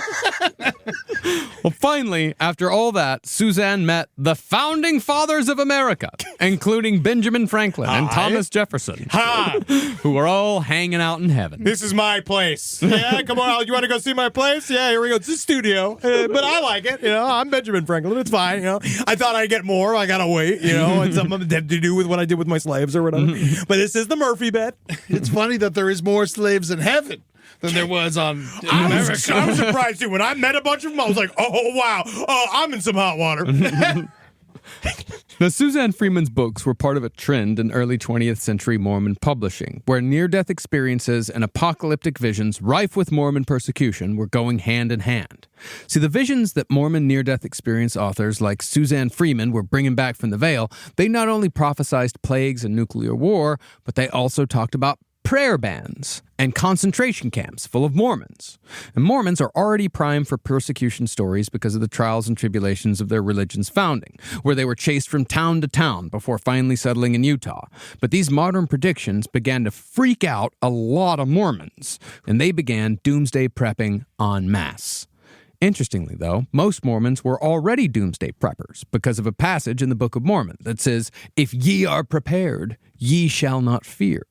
In fact, doomsday prepping is a part of the LDS business model, as the church makes billions selling dehydrated food and other survivalist supplies to their flock. I knew their food sucked, but I didn't know it was on purpose. It's to last forever. But it is interesting is that it's a full part of the religion. Yeah. Is this doomsday prep section. There's a whole version of it. And it's normalized. And I also thought was really interesting while listening to Mormon stories, as I said, one thing that was interesting about the Chad and Lori's story is that, they call them wards. That's like the neighborhoods. Every Mormon. Yeah, wards. A ward is like a certain section of wherever you live. You're born into a ward. W-A-R-D. Robin like in was. New Orleans. Yeah, Robin was a ward of Batman. Yeah, the 6th ward, the 9th ward, all that stuff. Mm-hmm. And they believe that within those wards, you are essentially you're responsible and you're just kind of dropped in. But within those wards, there's always some kooky guy that had a dream that they know where Kolob is, or they know where to go, where the new Nauvoo is going to be. And they say that it's so common that you're just so used to it. You're like, okay, and you just kind of roll past it. Yeah. Now, Chad Daybell was certainly one of the people who were influenced by the near-death experience / apocalypse literature. And since he was having apocalyptic visions himself, he also became a heavy doomsday prepper. As such, Chad Daybell refocused his writing career in the early 2000s from drop-kicking angels and time-traveling Mormons to near-death experiences and end-times predictions. This was also, perhaps not so coincidentally, around the time that the Left Behind series of apocalyptic Christian novels were selling millions of copies. But if you'll remember, Chad fucking sucked as a writer. And his and Tammy's publishing company netted a profit of $2,000 a year in its best year. A couple more and you have yourself a cocktail. So in 2008, Chad and Tammy's publishing company went bust and Chad filed for bankruptcy, although Chad conveniently blamed his failure on the Great Recession. It is key to remember that Chad is chasing trends. He is trying to be quote-unquote savvy about his positioning of his near-death experience books and his own near-death experiences. He knows. This is one thing also Mormon Stories said that I thought was really interesting is that near-death experiences within wards are power grabs. They literally are a way to put yourself forward as I'm a new prophet when you can. And so it's just his near-death experiences are self-made. Yes. He jumped into a sinkhole and he swam close to rocks. He's not it's a good his swimmer. Own fault. He just suffers from not being good at a single thing. Yeah. So after his company folded, Chad returned to grave digging, while Tammy fell into a depression and tried escaping the pain by becoming addicted to a Facebook game called Frontierville. In other words, life was becoming real fucking mundane, and Chad was not one to live in the mundane for long. I like excitement. You know, Meat is Murder? It's one of the most exciting albums to ever be released. So incredibly exciting. Just wild stuff in there. You know, barely contain. I could barely stay in this chair. Oh my God, do you think they like the Smiths because of Joseph Smith? Whoa! You know what? It probably led him to that. It's like Joseph Smiths. I was in the record store one day and I saw a band called the Smiths. They can't be that far off if they're in the same family as our Savior. Oh, wow. I have nothing to wear tonight. It's such a rare name. You know? Well, by 2012, Chad was being a bit of a pain in the ass to his family and friends, pressuring them to prepare for the end times. He also was continuing to write novels, inspired by beliefs that were only becoming more extreme and dangerous. This is also probably around the time that Chad discovered Tom Harrison's Visions of Glory. Chad's beliefs were only made more extreme when he became obsessed with an online Mormon prepper forum called Another Voice of Warning, or Avow, which was filled with conspiracy theories, fake news, and neo-fundamentalist Mormon propaganda. Avow was the other side of Mormonism, the stuff apart from like the cutesy world of sister wives. More so, it was the logical continuation of the aggression held by the Mormons who committed, say, the Mountain Meadows Massacre of 1857, where a group of Mormons slaughtered over 120 settlers from Arkansas. You'll have to tell me more about that later. Yeah, it's a big Sounds story. Awesome. Yeah. But you know, we're already running over. I think that show American Primeval, I think the new one on Netflix, covers the whole thing. I think Really? I think it's what it's about. Everyone's been telling me to watch that. It's great. I actually did start watching because Natalie was watching it because also you guys want to go check out someplace underneath in their coverage of the Mormon Church. I'm going to keep plugging them because they've been getting into the money now. But yeah, we've been watching American Primeval. It's pretty good. Yeah. Fuck yeah. Now, as I said, Chad was not a successful author when it came to sales or skill. But when he showed up on the Avow forums, he was treated like a celebrity. Not because his novels were any good, but because Chad was beginning to hit the end times and indie angles hard in his writing. See, the people who loved Chad Daybell's books, they didn't give a fuck about quality. All they wanted was lurid descriptions of the apocalypse that would justify their prepper lifestyle and beliefs. Imagery like rivers flowing with aborted fetuses. That was perfect for them. That was the type of shit they wanted to get scared. They want their beliefs, all of this crazy shit that all their family is telling them, like, you're fucking out of your mind. They want that confirmed by somebody else. In other words, Chad had finally found his audience. These are my people. Yeah. If you do, I listened to a very interesting talk on Hidden True Crime with a guy that is a prepper that was a member of Lori Vallow's family, the prepper family that she came from.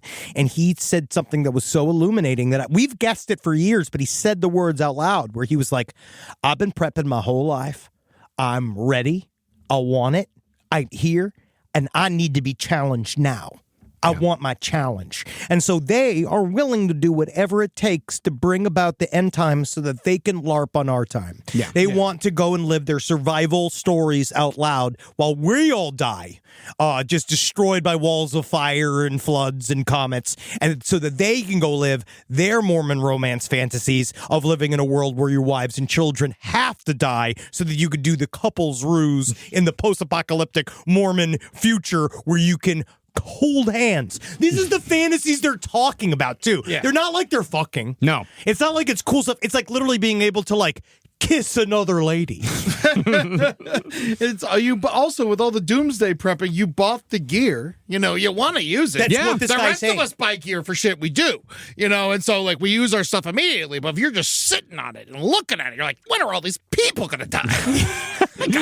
Yeah, it really is. No, and I think there's also an element where they don't want to feel stupid. No. Because if they've spent all of their money and all of their time and all their entire lives preparing for something that never comes, they're going to feel like a fucking moron. And Americans especially do not like admitting they're wrong. No, and we start to realize, though, is that what you can do to make your own reality, and it's a very good American concept, is that you can go out there and start it.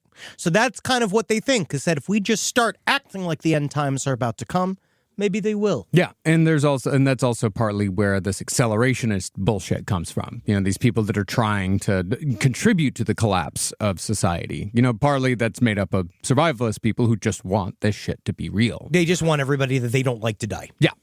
Well, Chad decided to restart his book publishing company around the time he discovered Avow. And in addition to 4 apocalyptic novels of his own called the Days of Turmoil series. Days of Turmoil sounds like he's got diarrhea. You know what's the worst part? You know what's the worst part of somebody who's bad at stuff like this? Is that he's also prolific. Yes. Because he doesn't spend any time editing or putting any fucking thought.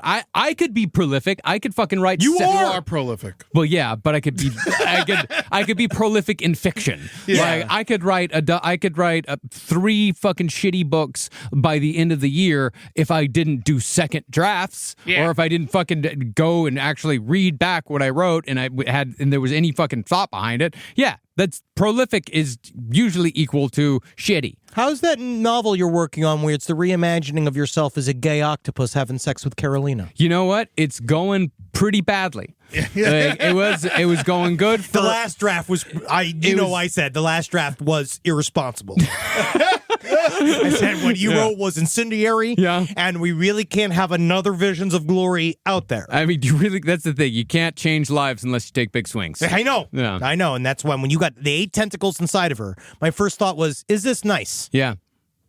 I thought it was. Hey, it's love. It's romance. So in the end, now that I am thinking about it. Well, in addition to his own Days of Turmoil books, Chad also published another near-death experience author that he met on the Avow forums, a woman named Julie Rowe.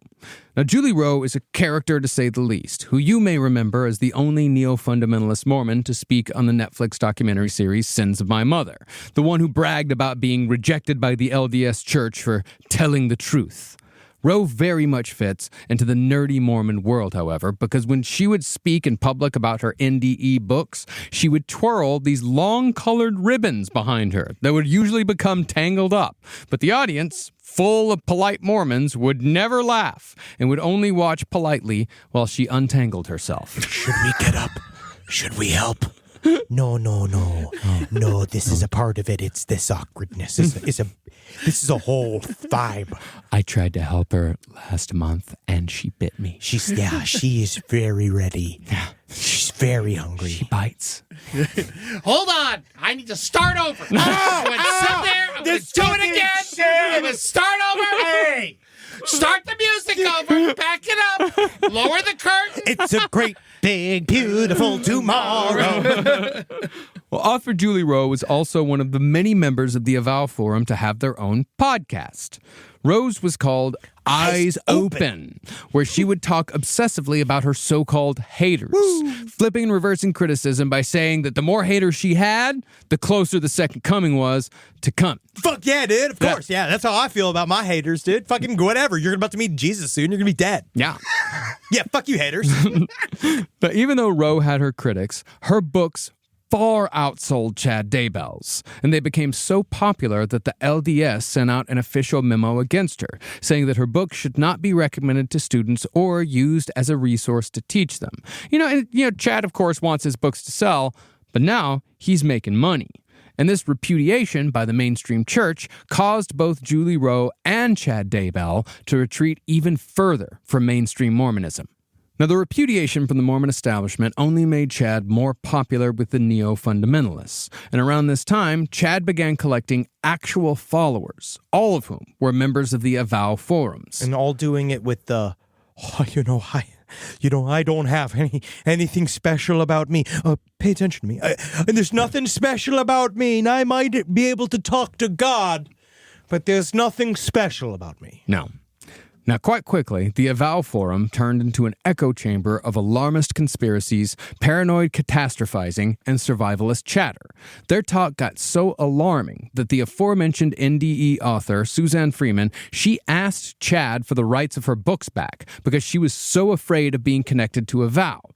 Chad, however, was only accelerating, writing newsletters, collecting NDE evidence of Mormon prophecies, in addition to hosting podcasts talking about how to best stockpile goods and where the safest places in the United States would be to ride out the apocalypse.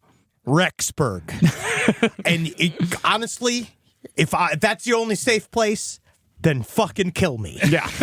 I did a Google walkthrough of Rexburg because I've never seen. I just want to look at it. Mm-hmm. Not impressive. No, it's a town of 35,000 people. Now, as far as the best location when the seals began to open went, Chad... That's seal number 4. Oh, it's right. Yeah, the tight one. Yeah. Chad... starts real loose. Yeah. Yeah, it gets tighter as it goes on. Up.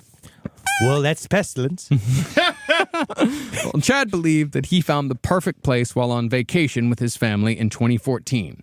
While at a gas station in a small town near Yellowstone National Park, Chad had a vision that ordered him to move to Idaho. You wouldn't believe it. I was sitting there. I was filling up, obviously, my Dodge Ram. Yeah. I was filling it up, all $95 of it. And I saw this little square hovering above where the gasoline prices were.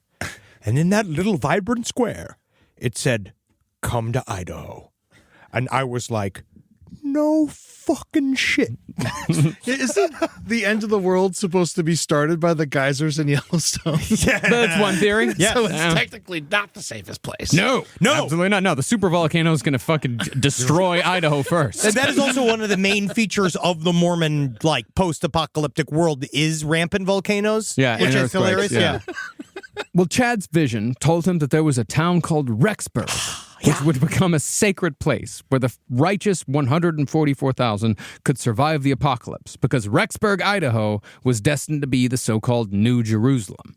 Now, Chad didn't really discuss the move to Idaho with his wife, Tammy, or his 5 children. Instead, he just kind of blurted it out at dinner. The gas station told me we should move to Idaho. It's a great chicken. I'm loving this. Well, Tammy was furious at first, but after Chad told her to pray on it, which is Christian speak for this is happening whether you like it or not, Tammy reluctantly agreed. And so Chad moved his family to the mostly Mormon town of Rexburg in June of 2015, and Chad was almost immediately rewarded for his decision. His extremist Mormon views were quite popular in rural Idaho, and he began doing local book talks and signings attended by like-minded Mormons who also believed the end times were coming soon. Basically, by moving from Utah to rural Idaho, Chad had broken away from the mainstream LDS and was now able to target fringe LDS church members to join what would soon become a very small but highly dangerous cult. It also can't be stressed enough how non-urgent and how non-serious this very deadly thoughts were. Like, when you go and listen to them talk, it's so cuddly. It's so like, oh, shucks, oh, and it's not until you're listening to the words that you're like, every single time they say something, you're like, that requires millions of people to die. Yeah. That's just called subjugation of a woman's body. That's like something else. Like, you're literally just like, you're just saying horrible things. Yeah, but they're saying it very nicely. They're saying it in a very Mormon tone. Mormon-y. Now, since Chad was connected to the successful near-death experience author Julie Rowe, he had enough credibility to attend near-death experience conferences, as well as New Age gatherings that were more focused on psychic healing and crystals. Imagine the insurance for a near-death experience. That's so funny. The idea of like being like, so you're going near death. I don't know. Will there be saw blades everywhere? Is it all on a broken sheet of ice?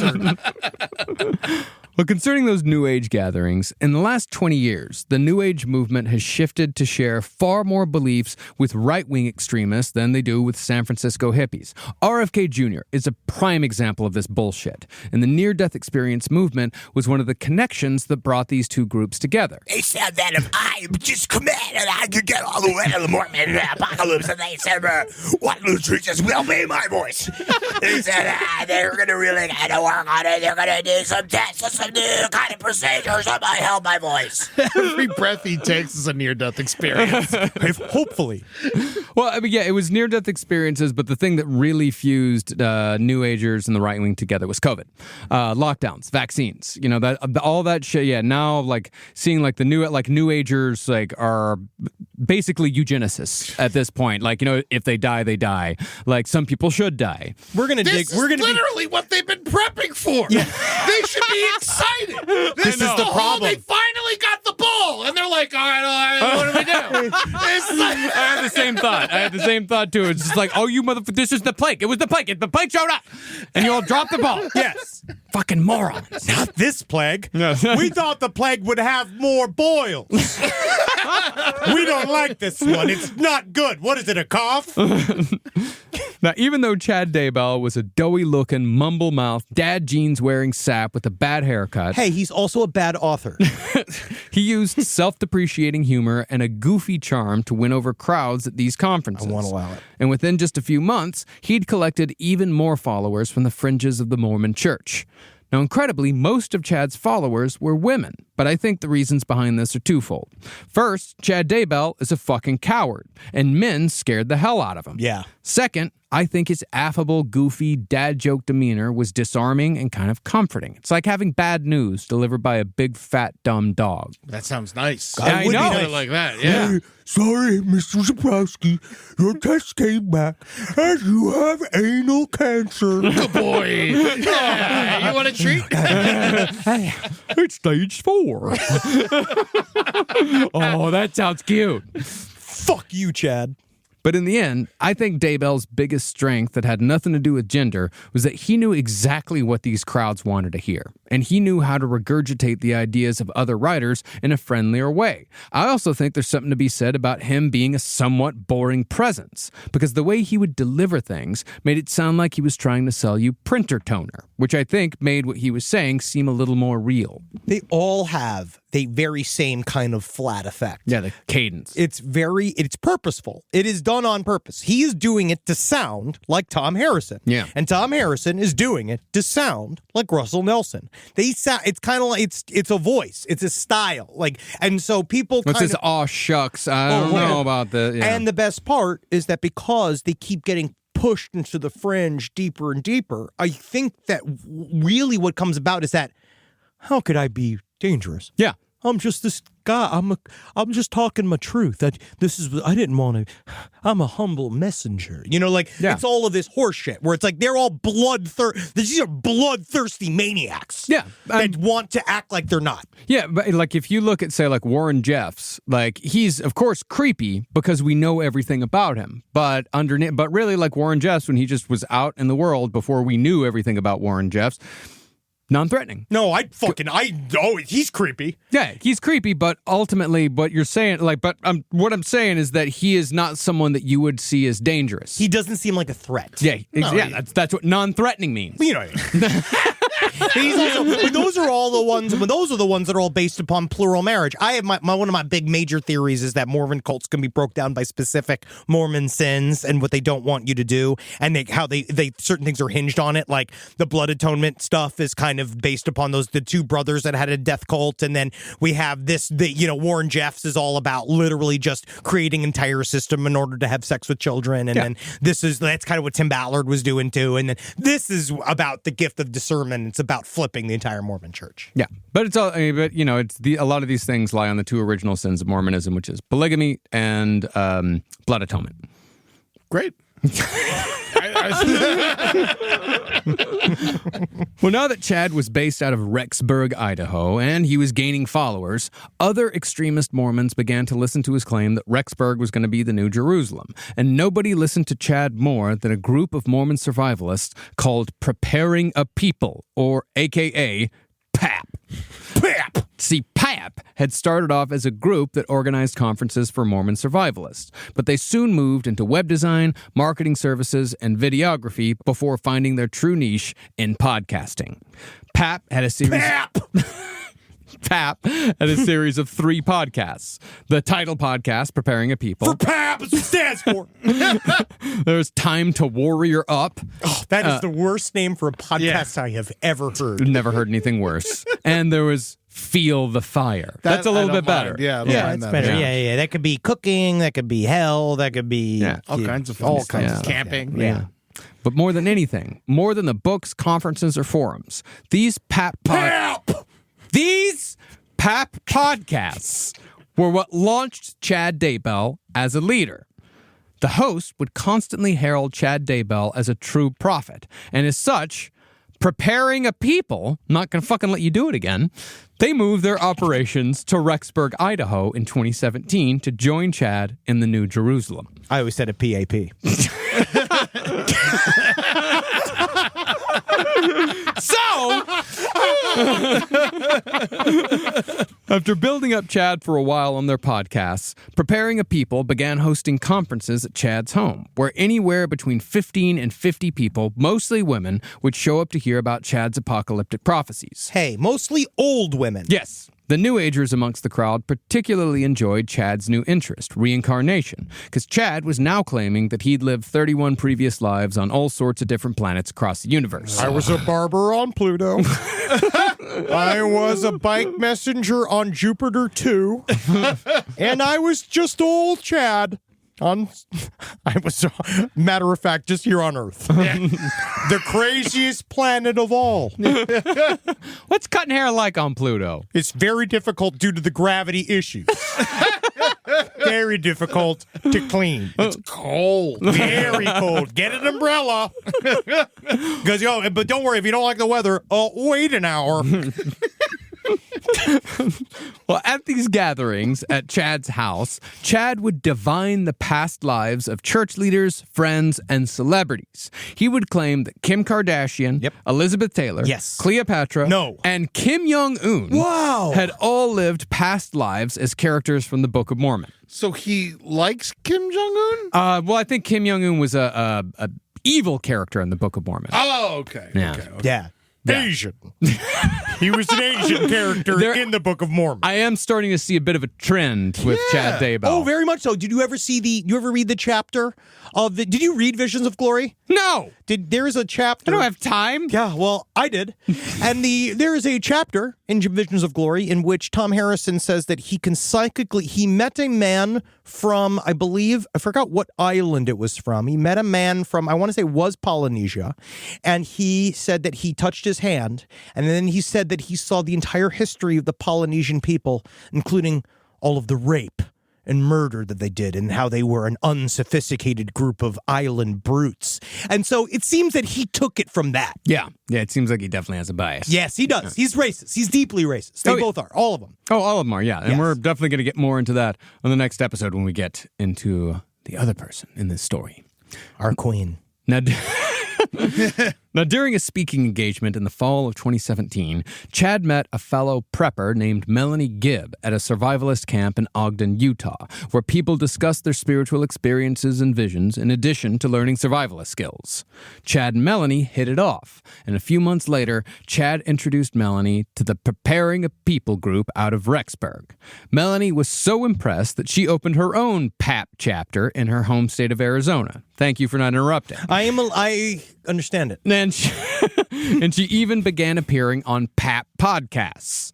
Before long, Chad and Melanie were meeting up again at another PAP conference in Utah. But this time, Melanie brought along a friend. Ooh. That friend was Lori Vallow.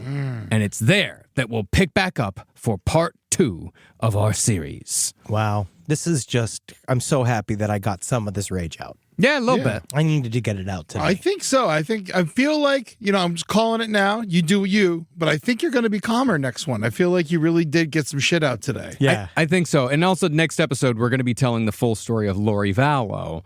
And Henry doesn't get as angry about Lori Vallow. No, you know what it is about Lori Vallow? You like the way she looks. You know, you called her hot earlier. She is I do find her attractive, but I do think that she's the evil one. Yeah. So I'm a little bit, we're about to get evil. Part 2 is we're going to see the other side. What really creates the actual very, very dark edge of Chad Daybell is going to be what Lori Vallow brings to the table. Yeah. And her family, what she learned from her family, all this type of shit. That's what's going to create this fucking evil toxic soup, and it's just going to get worse from here. Lori Vallow's family is a den of fucking vipers. And when we talk about her family, we're going to be getting, don't worry if any of you out there are, experts on this stuff. We're going to be talking about the White Horse Prophecy, of course. Yep. The next episode. And we're, of course, going to be talking about Lori Vallow's father, the sovereign citizen.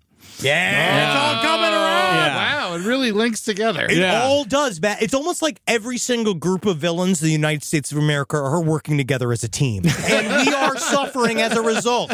But otherwise, things are fine.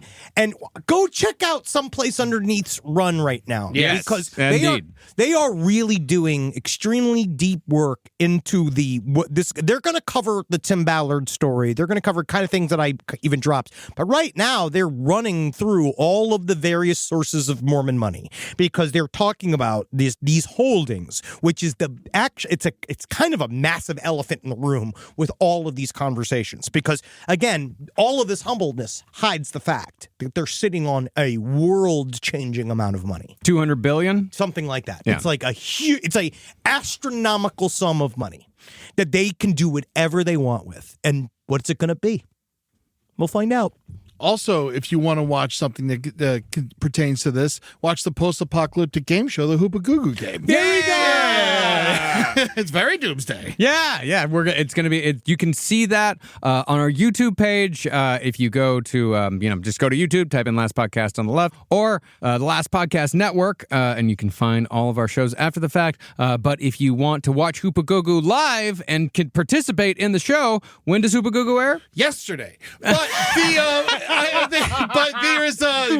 the next one's going to be on March 6th at 6 p.m. Pacific, 9 p.m. Eastern, all on twitch.tv/LPNTV. And check out Goodbud. We'll be live next week on the 27th. Mm-hmm. And we might be taking a little trip. To where? We'll see. All right. I'll tell you who is taking the trip. Us. We're in Dallas right now. Seriously, come out. If you're in Dallas, come out. We're going to have fun. Tonight's going to be a great fucking show. We got a lot of stuff. We got Tomorrow night. The 22nd. The 22nd. And then we have got dates. We're going to be in the Ryman. Come and see us at the Ryman. If you're in Nashville, we're going to have so much fucking fun. We got the Ryman. I believe then we're going to Huntsville, Alabama for Side Stories. Yeah, that's going to be blast on the 16th. And we're coming for you, NASA. We are coming. The proof. All right? Because we really need to go to Werner von Braun's grave. Oh, we are going to. Is he there? Yes. I'm almost positive he's buried there. Yeah. I looked it up. He is in there. He is there. Okay. Oh, we should totally go to Werner von Braun's Absolutely. grave. We can do some Roman salutes. And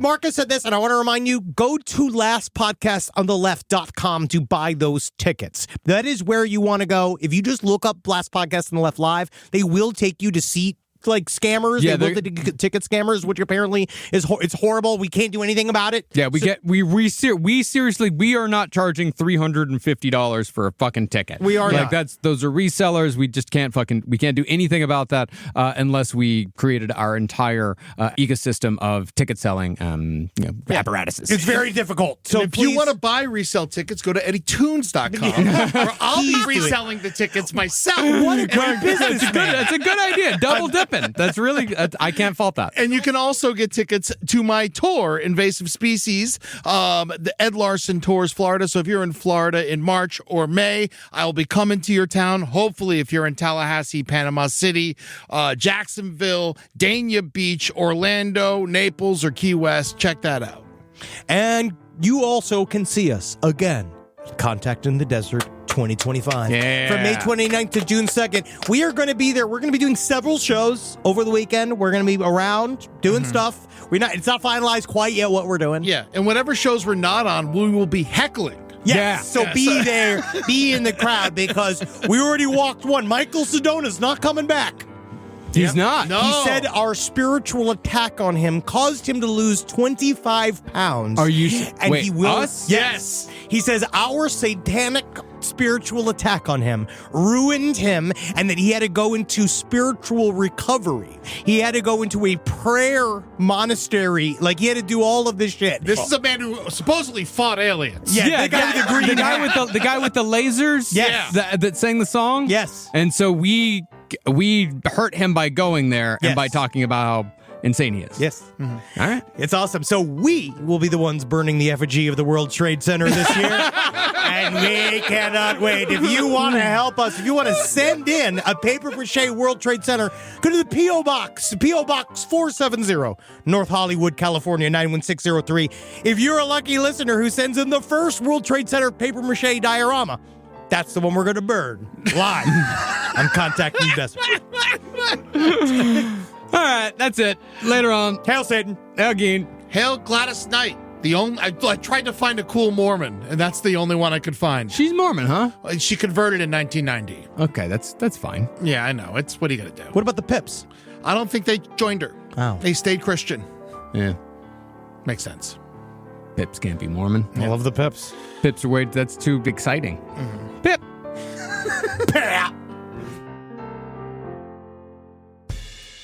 Tallahassee, what's going on? Ed Larson here from Last Podcast on the Left to let you know I'm coming to you.